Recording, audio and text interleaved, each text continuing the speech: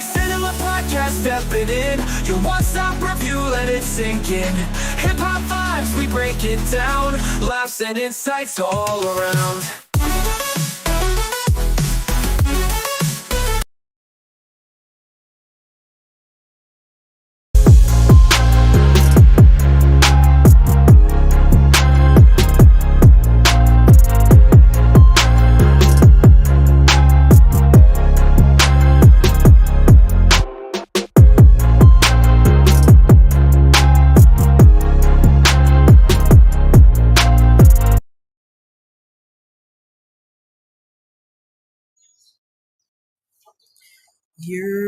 What it do? Welcome to another episode of Snake Cinema Podcast. I am your gracious and humble host, Prince Elias, and today we have a great episode for y'all.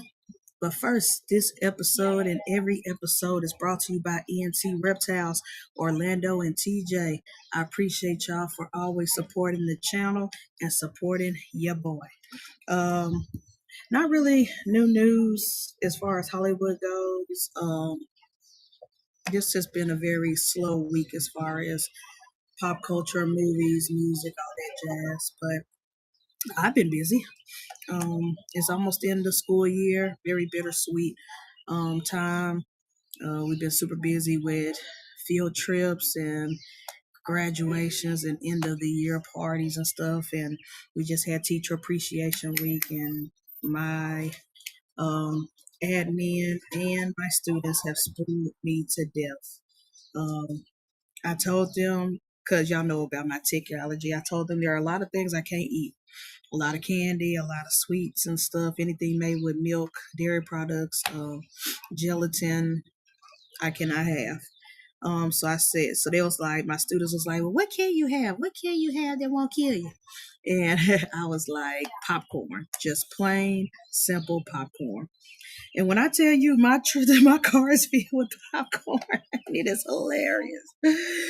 Big bags, little bags, a case about like my kids, they love me at all different brands.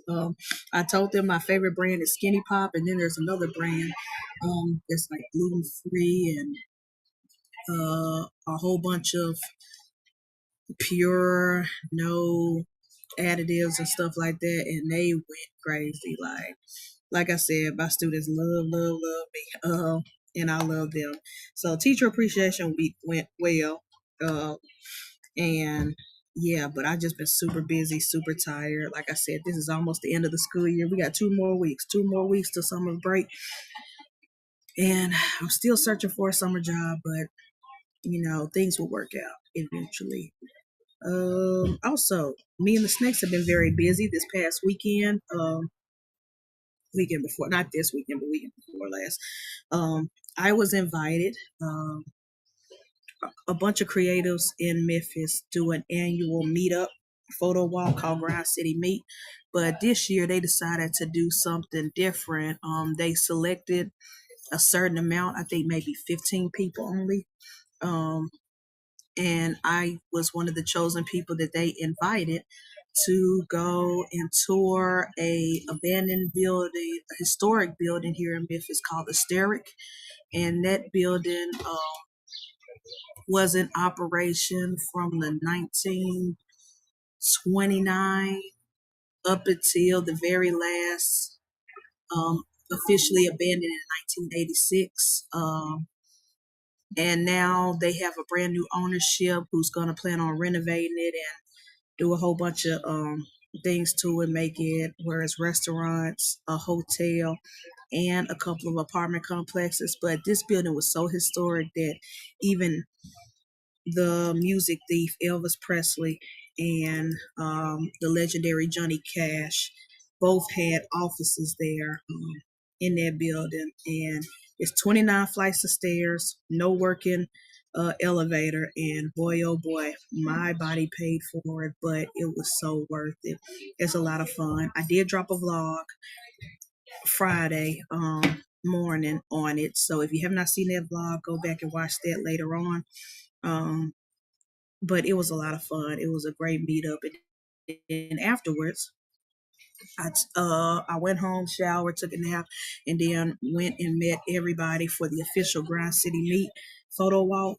I always bring the snakes every year, and we walked around downtown Memphis. We got to go back to the Steric building, but only because there was so many people. It was hundreds of people there that showed up. Um, it was they only allowed us in the lobby that time during that time frame because it was just so many people. But even in the lobby area, we took a lot of great pictures. This is one that I personally took with my homeboy Chris, a model I've collaborated with so many times. Y'all seen his pictures all over my social media.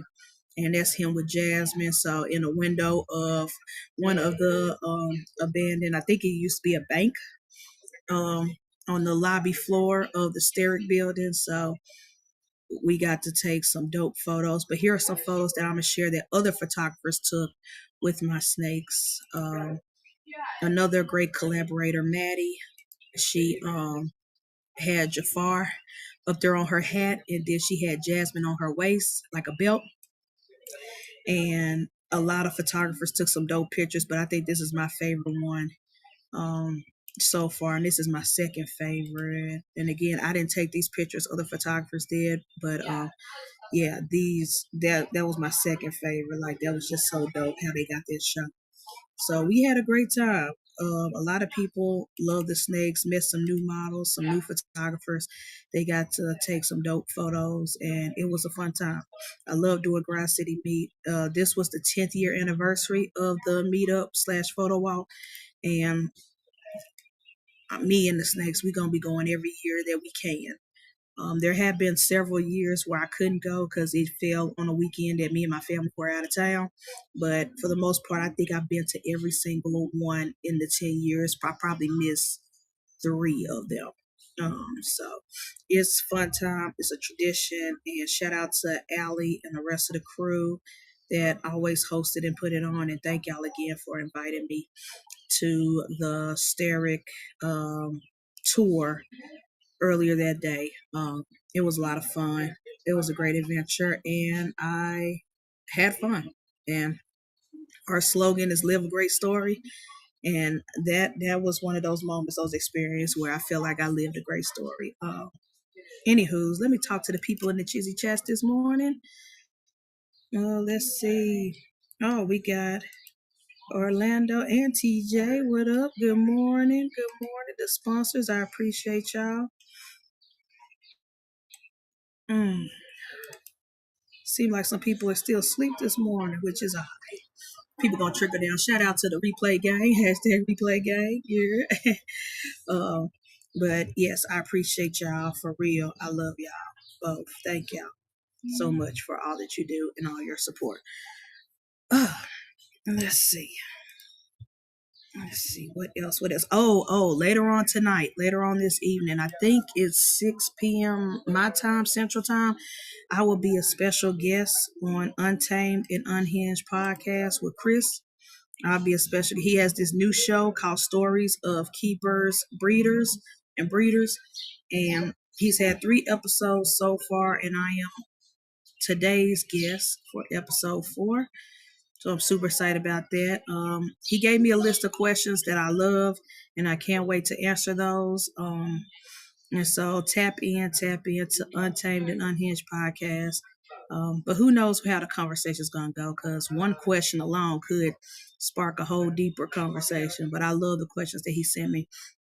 And I think there's going to be a great discussion, sharing my story as both a reptile keeper and now, a young baby breeder in the making. So it's going to be a great time. And there's always positivity, no drama, none of that BS. Chris is so cool. He's been supportive of me for a long time. And he surprised me today because I did not know that he made me a sponsor.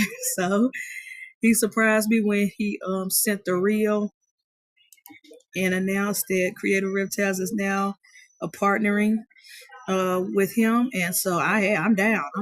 I'm always down to support. That's family. He's one of my big bros. And so, yeah, Untamed and Unhinged Reptile Podcast. Uh, I'm a unofficial official sponsor of that podcast, so we support each other.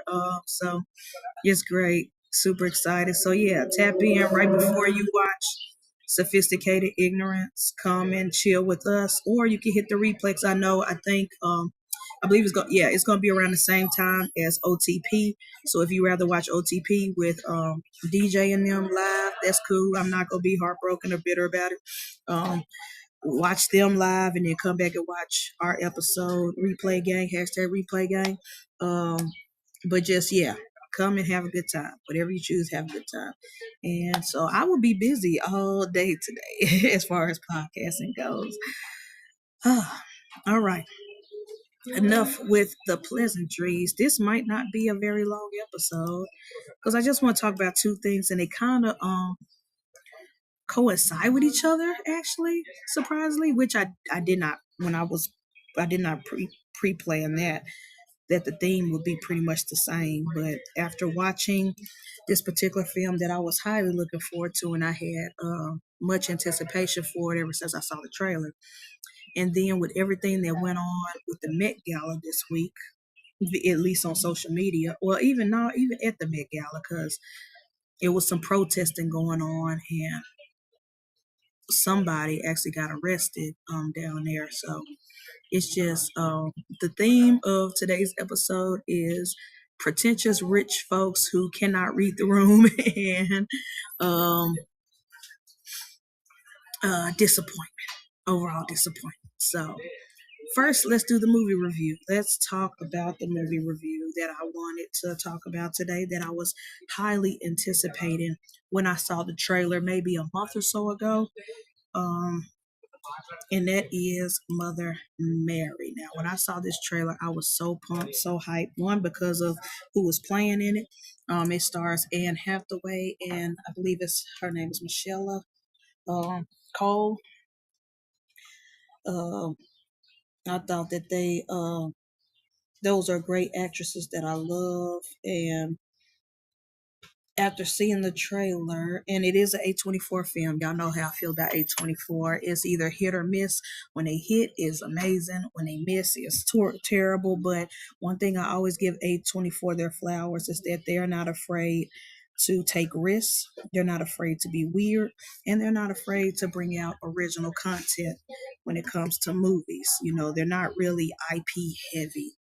They're not really, about the whole remake, reboots, and stuff like that. They always give up and coming filmmakers, a chance to shine and show new creative stories. So I will always give them their flowers, even when they miss in certain movies. So, anyways, I saw this trailer and I was like, oh shoot, this looks like a psychological thriller mixed with witchcraft. Like, that's the vibe I got. And I was like, oh, this is gonna be dope. And so let me give you the plot synopsis before I go in. But Mother Mary is a 2026 psychological drama directed by David Lowery, starring Anne Hathaway as a pop star and Michelle Cole as her estranged costume designer, who reunited to confront their past as the star prepares for a comeback. The film explores themes of fame, identity, and obsession through surreal gothic lens, with music artists like Charlie XCX and FKA Twigs. It received limited release in April from A24 Studio. Now, David Lowery, he is a director that has made some films I did love. It did have made some films that I'm like, what the fuck? He's a very weird dude. But like I said, he's very creative, like in certain ways. And he's had some movies that were real good, and then he had some movies where I'm like, what the fuck? Some past stuff that he's made, The Green Knight. I think I do remember seeing that briefly, and I remember liking it when I saw it. It came out in 2021, so that sounds about right. Like during the pandemic and stuff like that. It seemed like one of the films I probably watched then. He did do the Pete's Dragon remake for Disney.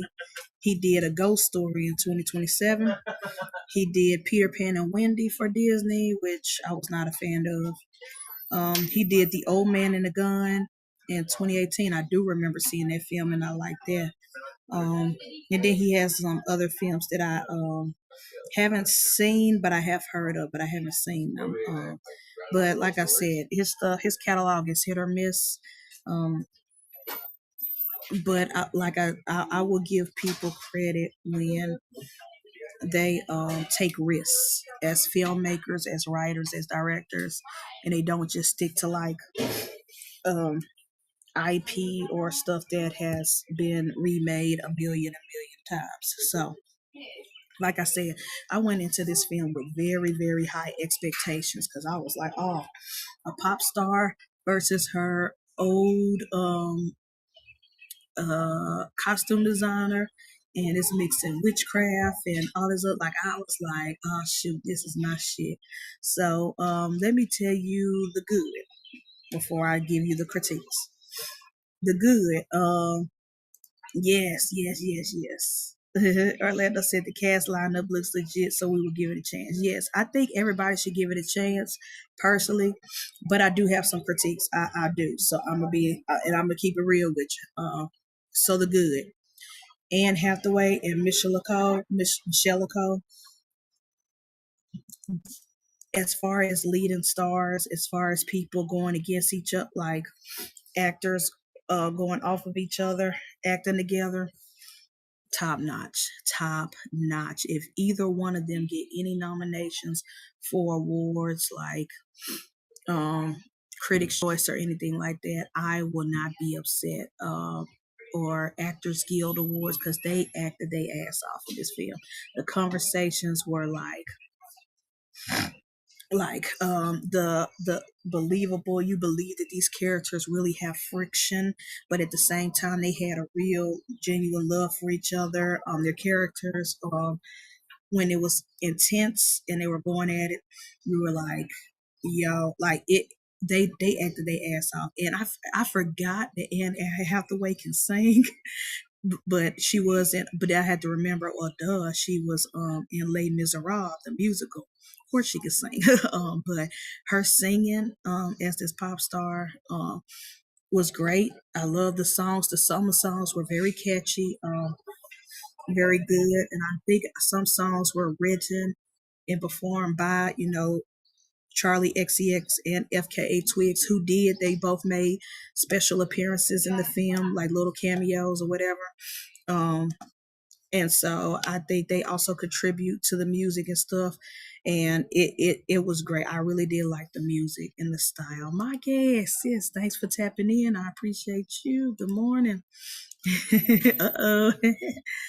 um, oh my gosh, yes, I agree, Maki. That's why I was so excited when I saw this movie and I saw she was a part of it, that she was both acting and doing music for it. I was like, ah, shit, this is gonna be great. So, uh, like, anyways, both stars, great acting, amazing, loved it. It was great. It was great. Oh shoot, yeah, the broil is coming up, man. Y'all have fun. Y'all have fun.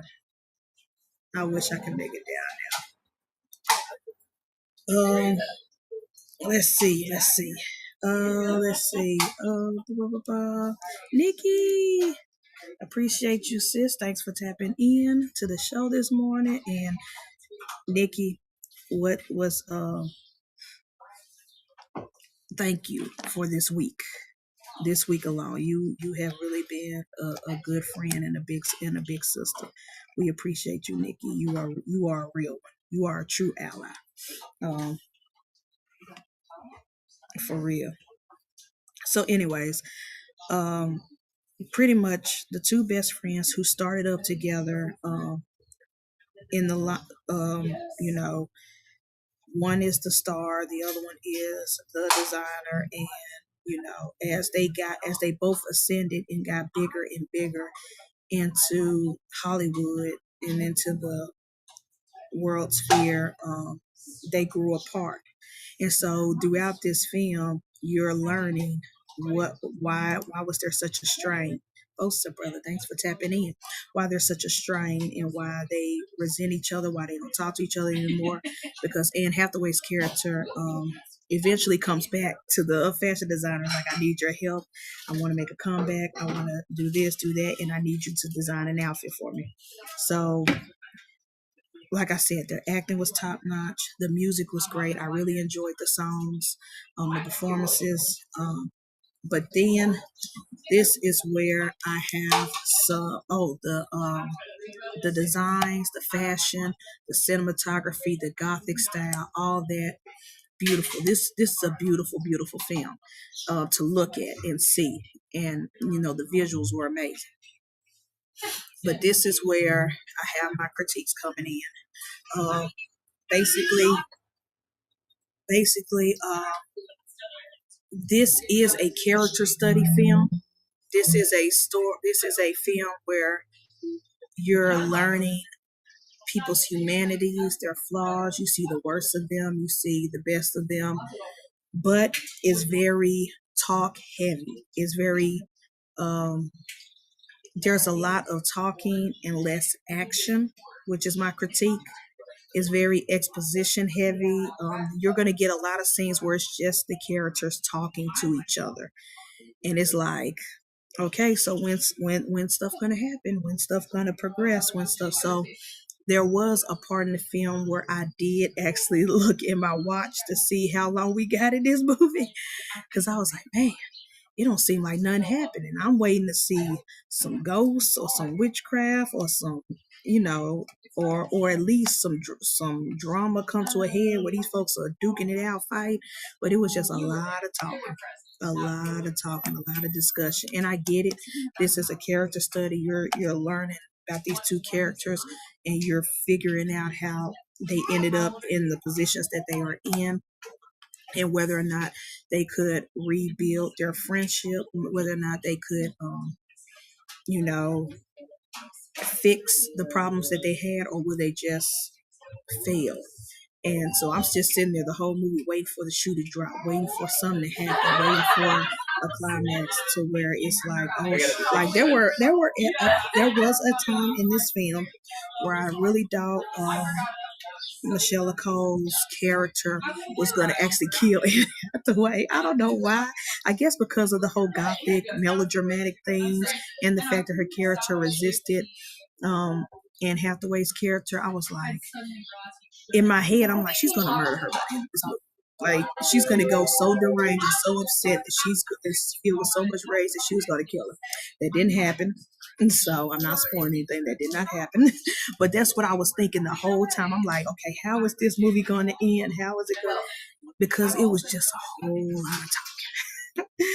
And that's the critique I have. It was a whole lot of talking. There were points where I felt like this movie could have been trimmed a little bit, and we would still get the same effect, the same results. Some scenes could definitely been cut. Some dialogue could definitely been edited. It's just, there are movies that do that. This isn't the first to do that, where it's more exposition and more talk. What comes to mind is, I want to say early 2000s. There was a film where there was two priests, the two popes. I think that's what it's called, the two popes. Where the whole movie is just these two popes, these two men sitting at a table talking over coffee and debating religion and all this other stuff. That movie worked. It was great. It was amazing, and I was entertained the whole way.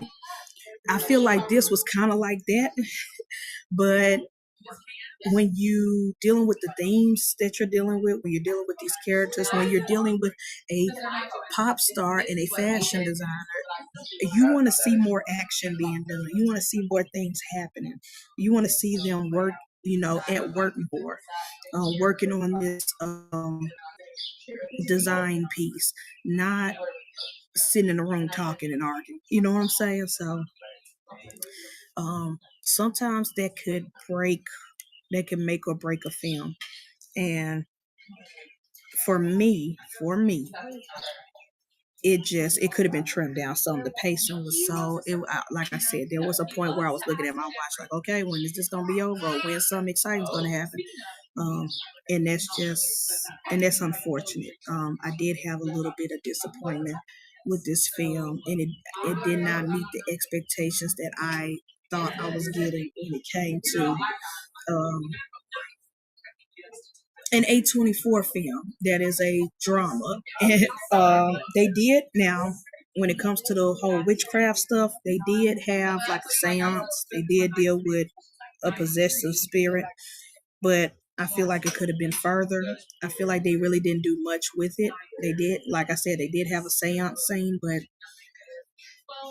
for me, it really didn't do anything like I thought it was going to be. I thought it was going to lean into the horror a bit much, but not really. And then when it comes to themes and symbolisms and stuff like that, I felt like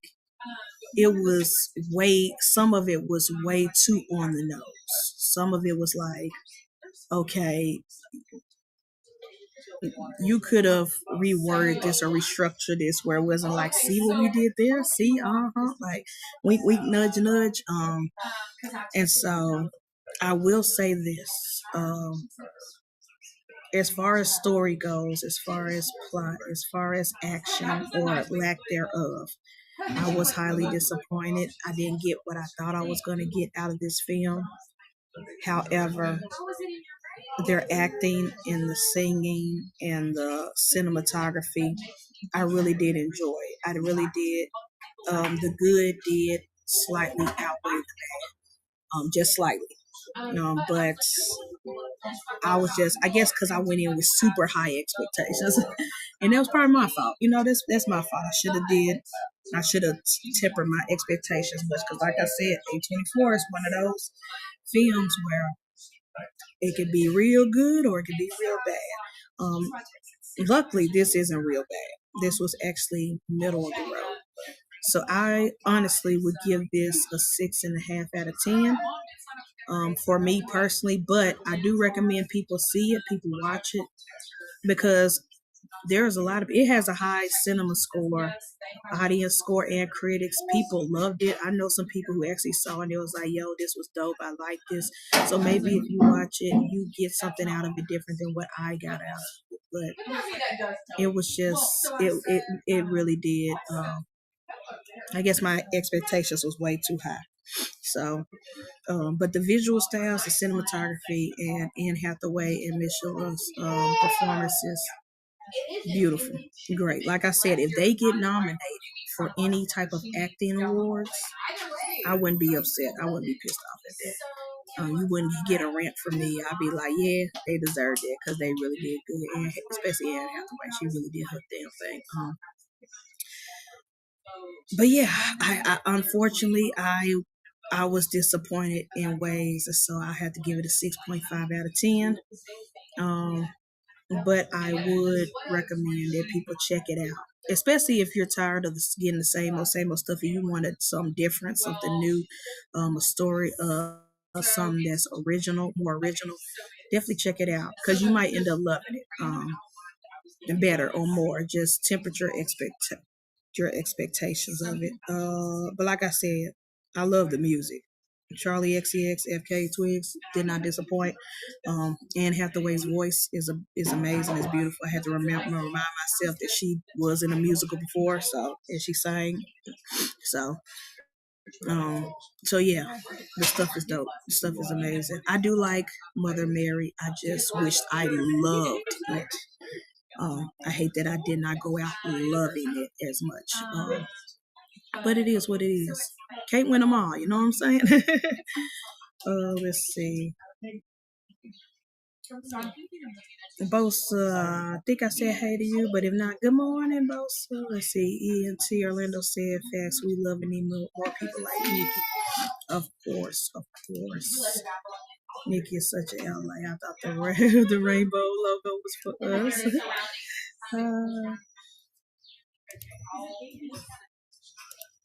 Let me see, who else done snuck in here this morning?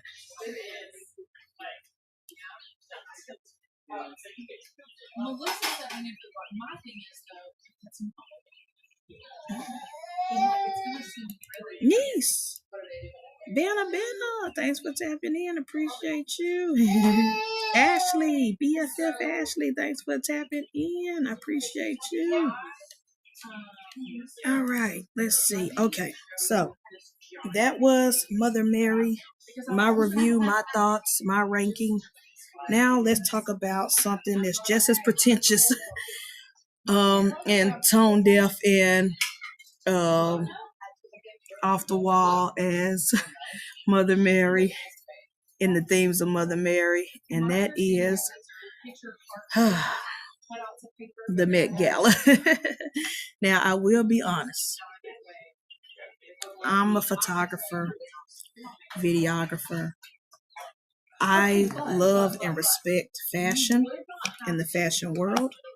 I love and respect Anna Wintour. Well, not really love, but I respect Anna Wintour and all that she's done over the many decades with Vogue magazine. I just like all things creativity, and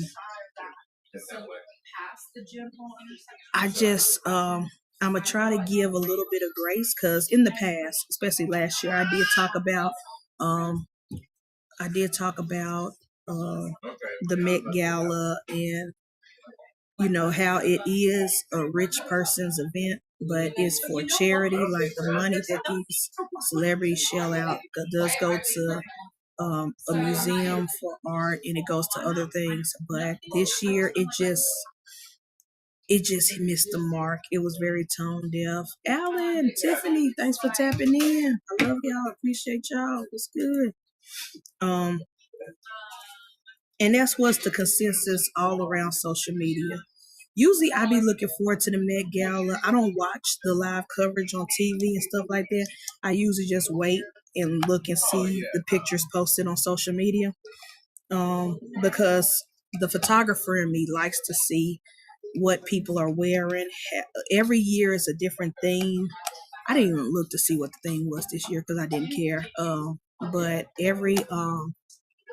But there's always a theme, and I'm always curious on which celebrity actually did it the right way and which one just showed up in a suit and a dress like it's prom. And so,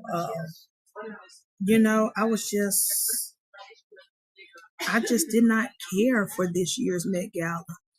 So I didn't even go looking for the photos and stuff like that. But what makes this year different than others? Let me give you a little history of the Met Gala right quick.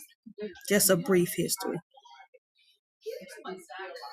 Because some people, people who live in the real world, not even thinking about these rich folks and their parties. But the Met Gala was established back in 1948 by publicist Eleanor Lambert. The Met Gala began as a $50 a ticket midnight supper to fund a newly formed costume institute. So it was a school, institute, whatever, for costuming for people who design clothes. And so they were trying to raise money for that. That's how it started. Initially, a high society dinner held at venues like the Wardrobe Astoria. It evolved into a celebrity-driven themed fashion event under Diana Vreeland in the 1970s, and then became a global spectacle that it is today under Anna Wintour of Vogue magazine. In the beginning, in 1948 and then early years, it just kept growing bigger and bigger and bigger. And then eventually in the 70s, the former Vogue editor-in-chief, Diana Vreeland, became consultant of the Costume Institute and transforming the gala into the celebrity spectacle that it is today, with celebrities like, back in the 70s, celebrities like Elizabeth Taylor, Cher, Andy Warhol were in attendance. And then when Anna Wintour took over Vogue and then took over that, it just went crazy. Now to the point to where it's a shell of what it used to be. And now it's just a place where celebrities get dressed, spend thousands. Now remember, the original one was $50 a ticket. Let me see, how much does it cost to go? How much does it cost to go to the Met Gala today?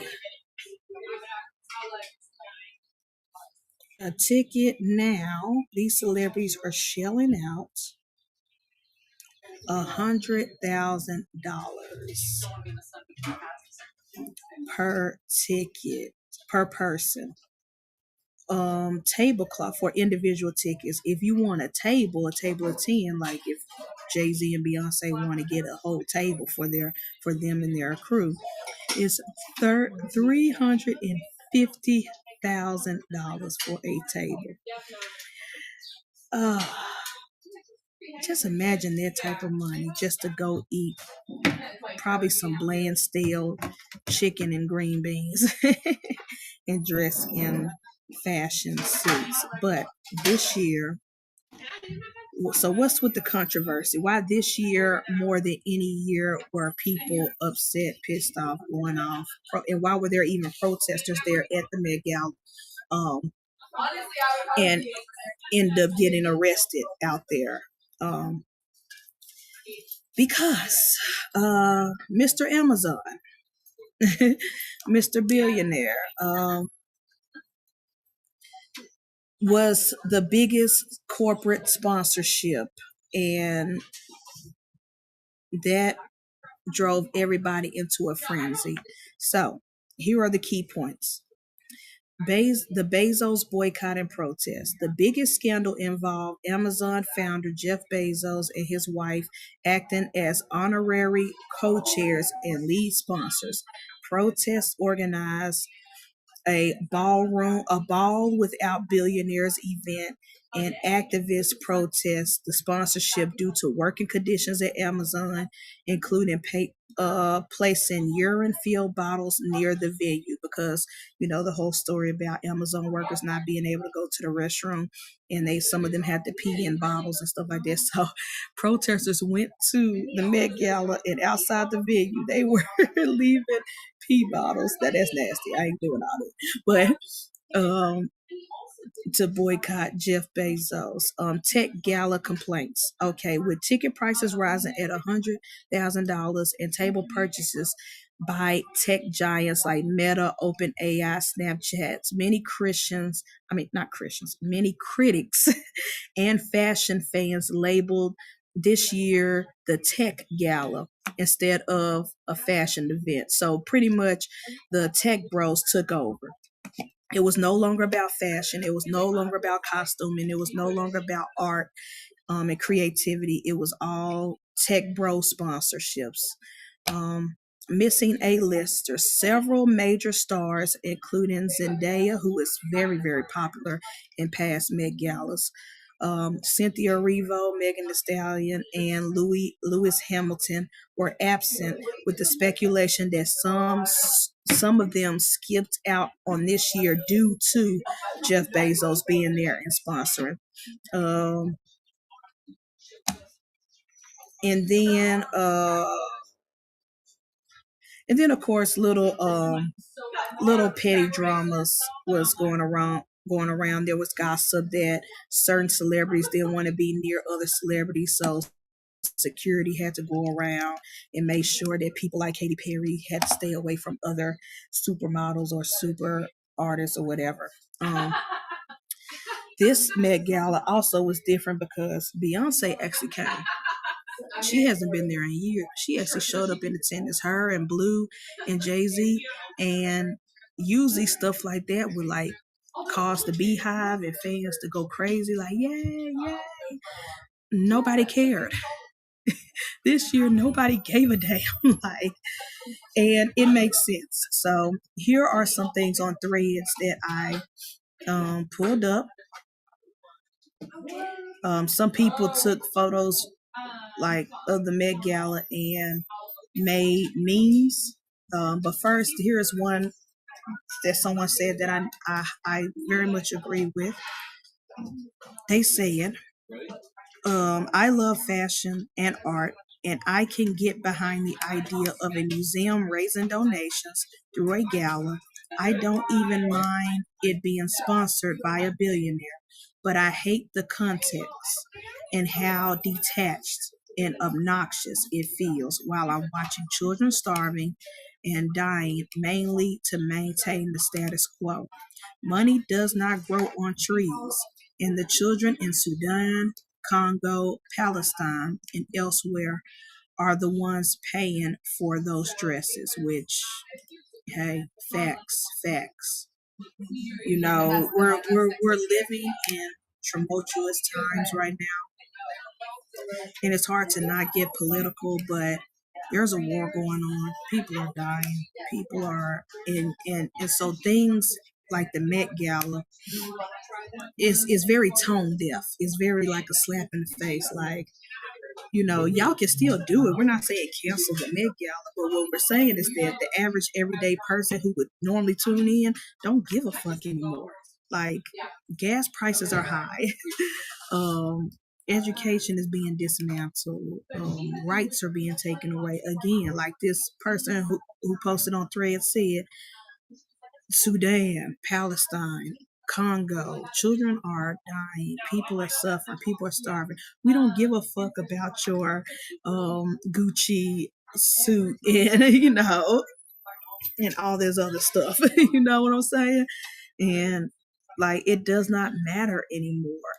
Another thing says billionaires like Jeff Bezos, who started selling books in their parents' garage, are not success stories. They are examples of how you can become the system from your mom's garage with 245,000 from your parents' personal savings. Facts, because people always use Jeff Bezos selling books out of his mom's garage as an inspirational, motivational story.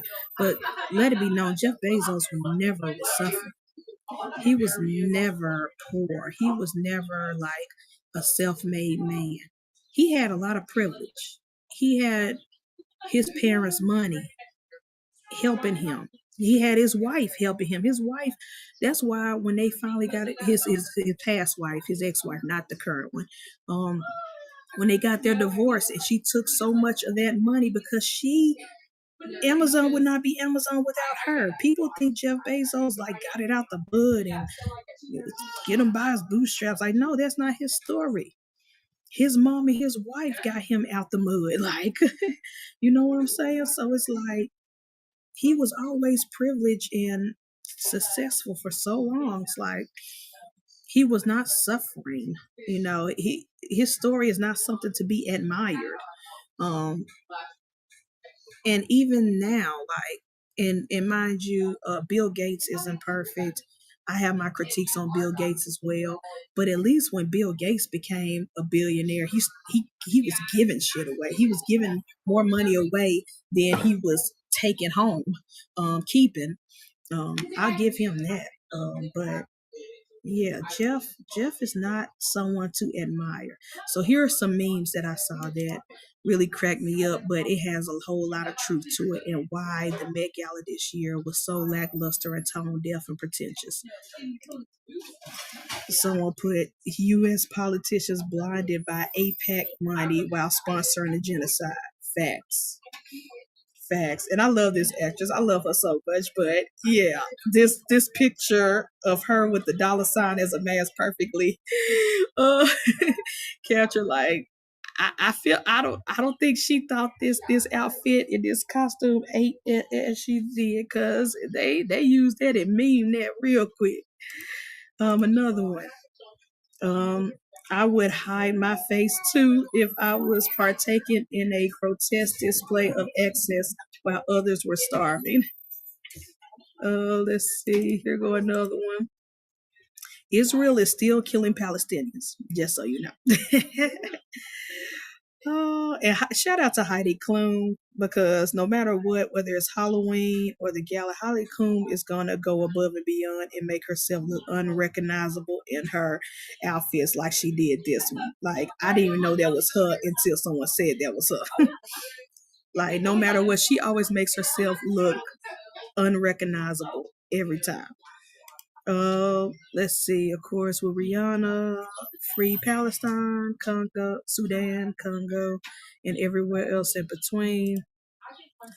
Excuse me if excuse me if with every passing year I find the Met more obnoxious and less entertaining. Yeah, and I agree. Every year as the years go by, it's becoming less and less entertaining. And it's like read the room. Basically, it's like read the room, y'all. Read the fucking room. So much going on in this world, and y'all think we care about this stuff? No, no, no. Like it is done. It's done. And like I said, if y'all still want to raise funds for the museum and stuff, do that, have fun, but don't expect the average everyday person, the normal people here, the people at the bottom, don't expect us to care. Don't expect us to like who is still picking up and reading and buying little magazines anymore? Like nobody cares about this shit anymore. Like it's dead. It's done. At least from the average everyday person is concerned. Let's see. So yeah, those are the controversies and circus around this year's Met Gala. Oh, and some of the Amazon workers also. I saw pictures and videos. There has been a particular person who's been fighting for the union, who's been fighting for Amazon workers to be unionized and to fight for their rights and to fight bad conditions that the workers have to go through, uh, getting paid less and less, but required to work more and more hours. And he literally went down there to protest. He literally physically went down there to protest. And Jeff Bezos, with his bitch ass, sent the cops down there to arrest him. And the videos were like horrible. They were manhandling him, roughing him up. It's just cowardly. It's just very cowardly. But what do I expect from a rich man who don't give a fuck about his own employees? So, you know, so free that man, free him. But yeah, it was crazy. It was wild that all this is going on, and you're mad because the people you abuse the most, your employees, decided to protest your little rich boy dinners. You know what I'm saying? It's like, get over yourself. Get over yourself. That's why I'm really happy when his ex-wife divorced him. She took so much of his money. I never rooted so bad for a ex-wife of a billionaire to win something. like I like I like I did. I've never once rooted for a wife to get so much money in a settlement before, but I was so happy, and rightfully so. And she ended up giving almost all that money away to charities and things like that. So shout out to her. But yeah, it was crazy. The circus around the Met Gala this year was very interesting and very telling, and it makes you forget why the Met Gala even started to begin with, why it existed to begin with. And it got to the point to where even the biggest of celebrities that people usually gawk over and go crazy over did not care. Not even their biggest fans cared anymore. So it was like, well, that's the death of that spectacle. But anyways, yeah, that is it for today as far as topics and reviews. Again, Mother Mary, I liked it. I just hate that I did not love it. And then the Met Gala, nothing but a circus. Next week, I have no idea what I'm reviewing. Oh, let me see. What is next weekend? One of these weekends, I will not do a show because it's my birthday weekend. That's what it is. My birthday weekend. For those who don't know, my birthday is May 21st. And it's actually the last day of school for the students. So that Saturday, I will be traveling to Nashville because I'm spending my birthday with my sister who lives down in Nashville. And so I will not do a show. I will take that weekend off. That will be, I'm letting y'all know right now ahead of time, that will be the 23rd, May 23rd. We will not have a show. And I will figure out what I am reviewing next weekend, the 13th. But just giving y'all a fair warning, there will be no show on May 23rd because that is my birthday weekend. But other than that, I want to thank y'all. I want to thank y'all so much for tuning in. Replay gang, hashtag replay gang. I want to thank y'all for always tapping in after the fact and commenting and doing all the things, the social media things. And again, Nikki, Kurt, everybody, ENT, everybody who has reached out and showed love, Wiz, AJ, FNA, with the craziness that went on social media this week. I want to thank y'all for having my back. I want to thank y'all for being real, and not just having my back and being real, but openly, publicly, letting people know what you will and will not stand for, and having a backbone. And anybody who openly sticks up for the trans community or the LGBT community in general, y'all are real allies. Y'all are true rock stars. Because one thing I've noticed in all my years since being out of the closet is that people will always say they love you and they support you, but when it's time to show it in public, they don't. They always fall short. They'll tell you in the DMs, "Oh, that I don't agree with them," and and I feel like they were wrong for what they said, blah blah blah. But to say it with your whole chest out loud publicly on your platforms and saying, "No, we will not stand for this hatred. We will not stand for this bullying. We will not stand for this BS." I want to thank y'all. I want to thank y'all for putting yourselves out there on the line. You did not have to, and when most folks really don't. So thank y'all. Thank y'all. I appreciate y'all. And y'all are the type of people that keep me engaged in this hobby when I really just want to say F it and fuck all y'all. But people like y'all, the real allies, I appreciate y'all. Thank y'all so much. And I love y'all. But anywho, onward and upward to more positive things. We are 2 to 3 weeks away from the Kazi clutch hatching. It's coming, it's coming, it's coming. Super excited about that. For those eggs to pip. And then there are a lot of great things. Also, the babies of the lace mandarin clutch, one has shed out already. We're waiting on the other two. They're taking their sweet time. They're in blue. They're taking their sweet time. I believe they're going to shed, if not tomorrow, they're going to shed Monday or Tuesday.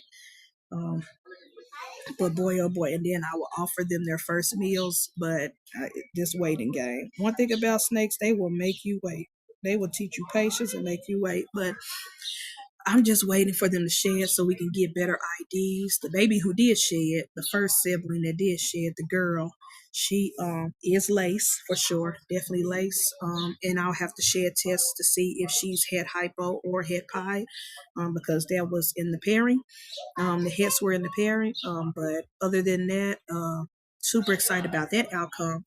And I can't wait to see the other two babies once they shed out and we can get better IDs on.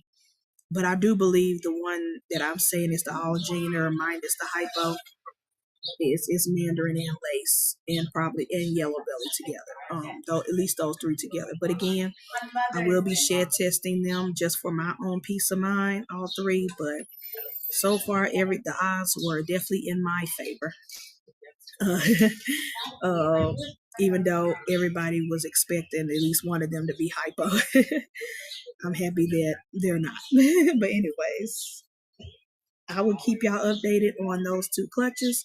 Mitzi and Parker, thanks for tapping in. Appreciate y'all. Once again, I will be a guest on Chris's channel, Untamed and Unhinged Podcast Network. Out today at 6 p.m. Central Time. You can either watch live or if you're watching OTP during that time, no no problems, no worries. Hit that replay, #replay game. And then check us out tonight on Wizard Channel, Sophisticated Ignorance, later on this evening around 8:45. It's going to be a good time with the family anyways. And then Sunday, Everyday Keepers with Father Dunn, and the Serpent Entertainment Show with Fred and AJ. So let's support everybody, and have a good, blessed weekend. I love y'all. I appreciate y'all. This has been Snake Simmer Podcast, and we will check y'all later in next week. Appreciate y'all.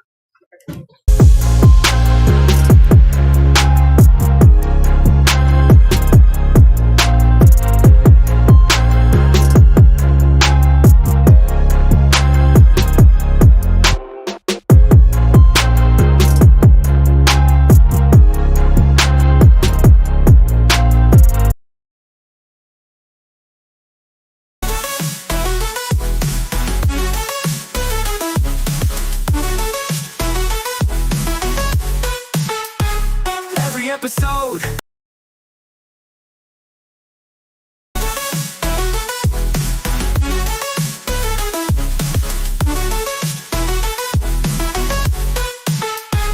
Every episode, spitting truth, old school jams and the latest youth.